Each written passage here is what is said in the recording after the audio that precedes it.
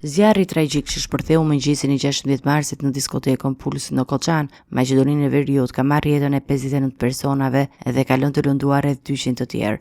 Në mesin e të lënduarve, 8 janë në gjendje kritike dhe po marrin trajtim mjekësor jashtë vendit. Sipas autoriteteve maqedonase, 75 persona që po marrin trajtim në spitalet e vendit janë raportuar të jenë në gjendje të qëndrueshme.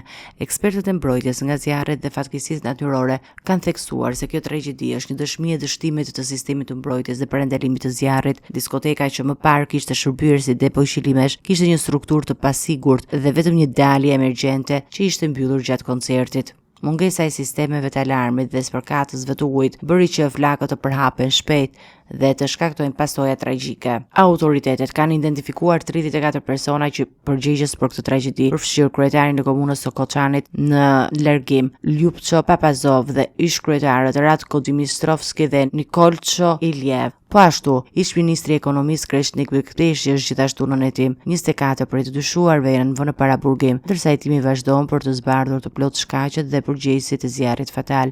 Zjarri ka nxjerrë në pam ankësi të mëdha në masën e pasigurisë dhe ka shpërthyer një debat të gjerë mbi standardet e sigurisë në ndërtesat publike dhe klubet e natës në Maqedoninë e Veriut.